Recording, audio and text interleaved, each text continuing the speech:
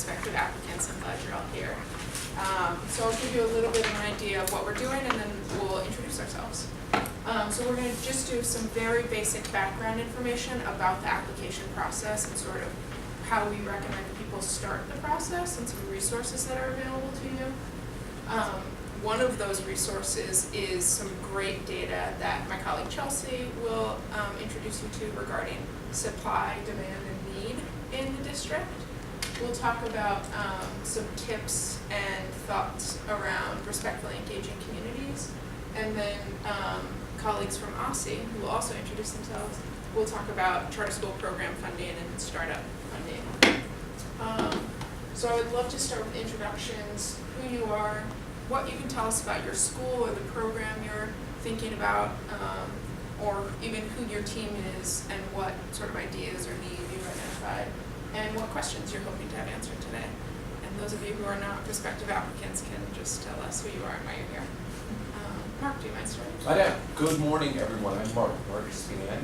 I'm opening up a daycare at one of my apartment buildings. The daycare is called Kendall Care. We're located in Ward 7, and we'll be catering to group homes. So I'm here to, as a campus or a sponge, to absorb and look at all perspectives. It's a pleasure meeting all of you.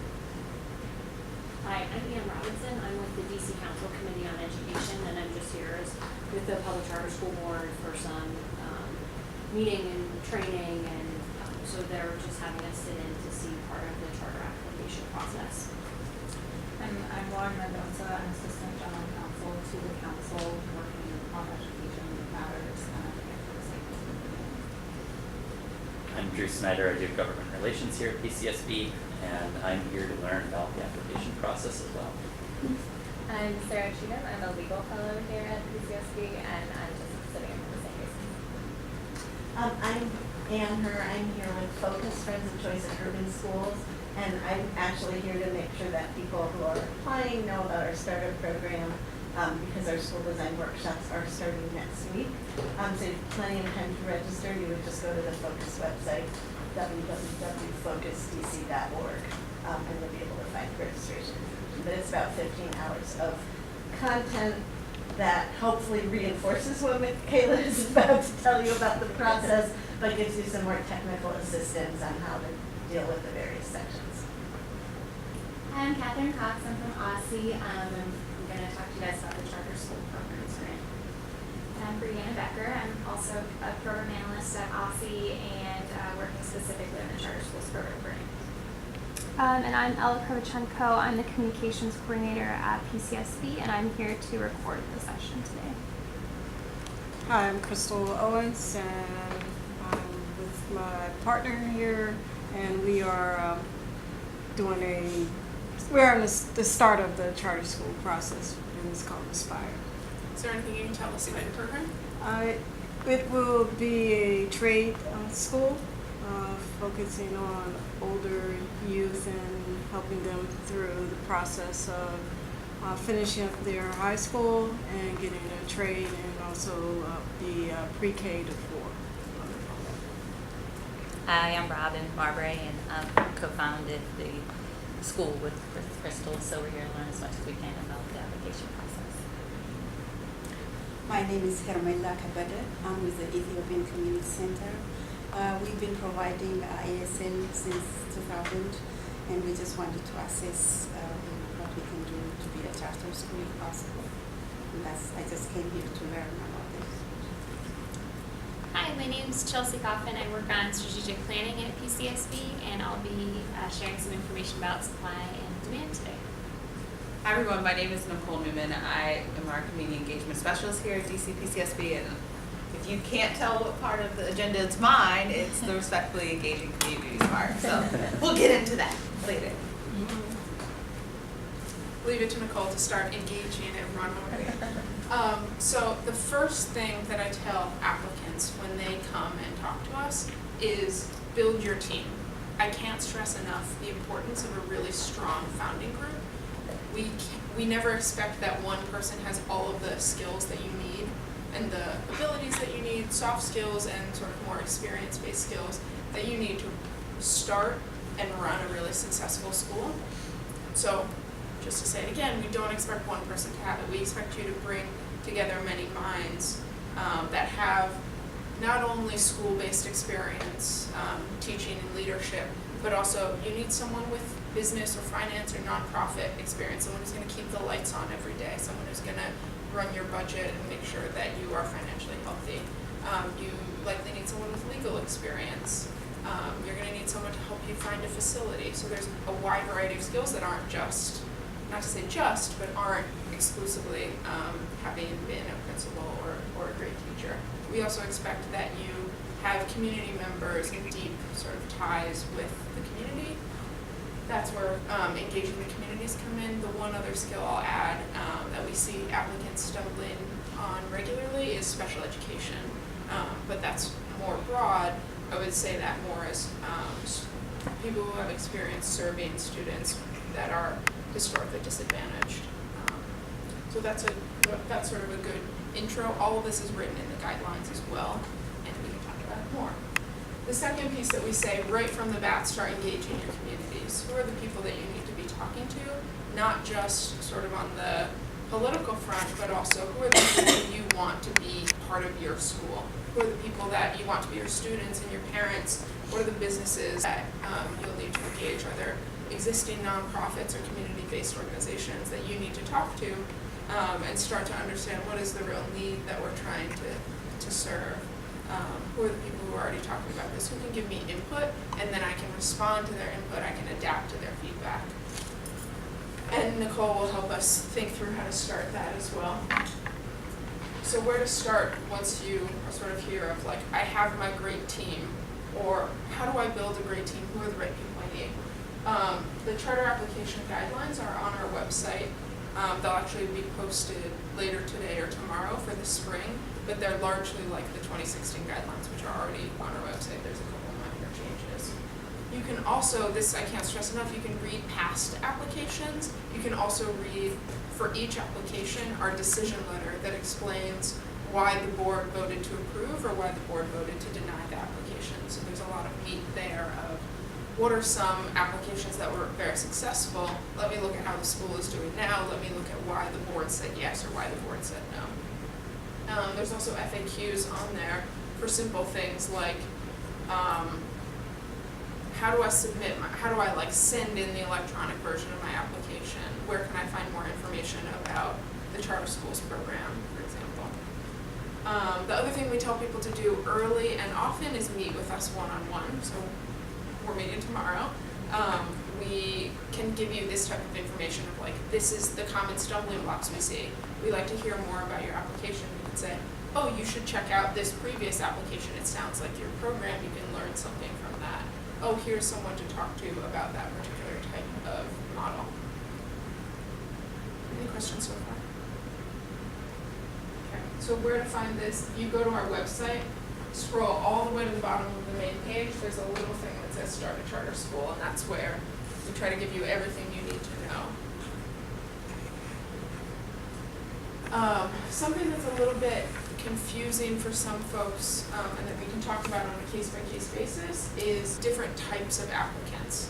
There's something called an experienced operator, which I don't think refers to anyone here, but this is like a charter network that's running schools outside of DC, and they say, we see a great need in DC, we want to replicate our program there. There's also schools where they decide to contract with a management organization. So that would be if you, as sort of a local group, have your founding board and say, we have a need for this, we have a great team here, we have the board, but we don't have the school management expertise. We've identified a really wonderful school operator in California, New York, Chicago, whatever it is. We're going to hire them to run our school here in DC.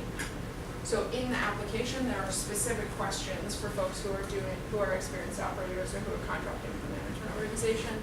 And your school is much more like, we have the expertise here, we have our founding board, we have our academic leader, we're going to start a brand new school that hasn't been done before. So there are 4 components of the application, 3 for some folks. There's the written application, and the guidelines that I touched on briefly walk you through what we want you to talk about in the written application. It gives you the table of contents. It says, here's every question that you are supposed to answer in this section. Here's the next section. Here's every question you're supposed to answer. The other thing that I'll direct your attention to that's really important in the written application, in the guidelines it says, here's the standard of approval that we use to judge the answers that you gave us for each question. Did you have a question? Okay. So as you're writing your application, you can say, am I meeting PCSB's standard for approval for this section and for the overall application? There's 2 deadlines for the written application. One is an electronic deadline where you send us your electronic application and we say, yes, this is complete, go ahead and print it, so that you don't show up with your whole application printed out and we say, oh, you forgot to print these couple of pages, and then you're like, oh my goodness, I have to print it again, fill in the, slide the pages in there. So you give us the electronic up front, and then 2 days later you give us the full written application, the full hard copies. And if there's anything missing in the electronic, we tell you you forgot the board member resumes or whatever it may be. And just stop me if you have any questions. I know I'm talking fast and throwing a lot of information at you. The capacity interview is sort of an informal conversation between our review team of your application and your founding group. So you bring your board members if you've identified them, you bring your academic leader, you bring your special education expert, you bring your lawyer if that's someone who's really engaged in the application up to this point, and we say, hey, we didn't understand this part of the application. What is this about? We didn't see where you're planning for students with high-level disabilities. What is your plan there? So it's a Q&A, essentially back and forth, and we try to get information about the sections of the application that we didn't completely understand. There's also a public hearing where our board questions you publicly, and members of the community have the opportunity to come say, I love Robin's application, I would really love to go to this school, please approve it for these reasons. You can say that directly to our board. The members of the community can say that directly to our board. The board will also ask you questions similar to the capacity interview, but now you're in public and sort of everyone can hear everything. I don't think that, well, it probably applies to your ESL program, but if you're running existing schools, like an experienced operator or management agreement, we'll go and visit the existing schools. I don't think it applies to the other 2. But that's one of the most important components to see, how are you doing this already? Is it going well? What are the things that you're learning from this? Any questions on the components or anything else I was concerned? I mentioned that there's a standard for approval for each section of the application. So the curriculum section has a standard for approval. Your mission has a standard for approval. At the same time, there's a standard for approval that applies to the whole application, and this is really what we drive to in the capacity interview in our analysis of your application when we're talking to the board. And these are the things you should really focus on. I'll just touch on each briefly, but these are also outlined in detail in the guidelines. The first is a demonstrated need for the school. Have you demonstrated not only that there is a need for this, but also demand? And Chelsea will talk a little bit about the difference between those 2 things. Have you really demonstrated that you understand the communities you're trying to serve, and what the school is going to provide for those families and students? Sufficient progress in developing the plan. This is about, have you gotten far enough along that in the next, essentially 16 months from when the board says yes to when you open your doors to students, you'll be able to figure everything else out. You'll be able to open your building, hire all your teachers, train them, finalize the curriculum, all of the things that need to get done in that 16 months. It goes very, very fast. People sort of come in on the day of the written application deadline and hand it to me, and they're like, phew, I'm done. And I'm like, yeah, you have like a nice little break while we review your application, but as soon as you get approved, that's when like the real hard work starts. It doesn't end, because then you're running a school. The next is consistency of the mission and philosophy. We expect that you're really driving the whole application and school program from a philosophy or mission of trying to serve students in a particular way, trying to accomplish certain things with them. And that's supposed to be woven throughout the school program. So it's easier to give like counter examples of this. If, for example, you're trying to run a school for teenage mothers, pregnant teenagers, then we would expect that you would have some sort of daycare, or at least like be located near a daycare because your students are going to need that. If that's missing, we'll sort of ask, what are they going to do about daycare? How are you going to be accessible for these students? Another great example would be like if you're running a preschool, how are you going to engage the parents? Are you thinking about parent education as part of this? And how are you going to serve those families well? So that's also laid out in more detail in the application. The next is inclusiveness. This one I can't stress enough. I mean, all of these are incredibly important, but inclusiveness is about, you're trying to run a public school. You need to be welcoming and engaging of all students, regardless of not only disability and language status, but religion and national origin and sexuality and gender and homelessness and whether they're gifted students. So we expect that in planning for your school, you've thought through all of those things and have a plan for how to welcome those students into your school. We'll ask lots of questions about that during your capacity review. Founding group ability is, can you pull it off? You may have this great thing written on paper, but do you have the skills? Are you a well-rounded team? Can you make decisions together? Do you have a sense of how you're going to iterate in year one? Do you know your communities? These are the things we look for in founding group ability. That was a lot of meat. I'm going to give you a chance to ask questions about this one. No. I know we also had a few people just join. Do you mind? So at the beginning, I'll scroll back. We asked you to introduce yourselves, anything you want to say about your school, and what questions you're hoping to have answered today.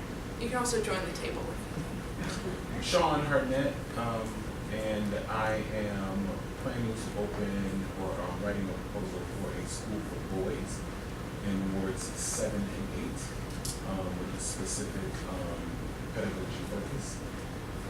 And I'm hoping to just kind of come to understand, maybe on a larger scale, this will be questions for you all later on, as you all look out over the next 10 years, I'm still struggling to see across the city what the 2025 plan is for ed reform in DC and how certain or specific school types fit into that plan. Because lots of us are planning schools and not knowing whether or not we fit into where the city is going. And I know that that's work that's still being done, but that's probably a question that's needed. Thank you. Karen. Carolyn Price, and I apologize, somehow I thought this meeting started at 10:30, but I'm here because, I used to do evaluations for applications that were submitted to the charter school board, and I'm just here to see if there are any changes and keep updating on the process. Wonderful. Sean, what you were just saying sort of brings up something that isn't here. There's nothing here about what your model is. We are model agnostic. We don't say, no, Montessori doesn't work. No, Waldorf doesn't work. No, virtual schools don't work. If you can demonstrate each of these, then we look at that as the basis of the application. We're not coming into it with a yes, no. With some, like with virtual schools, if that were your model, as an example, there's a lot of research demonstrating that virtual schools potentially aren't as effective as sort of brick and mortar programs. So you'll have to overcome that in demonstrating that your school is going to be successful. But we do not evaluate based on what type of school you're proposing to open. We will later on do some of the supply and demand analysis, and that will give you a sense of where families and students are looking for programs. That's a little bit different.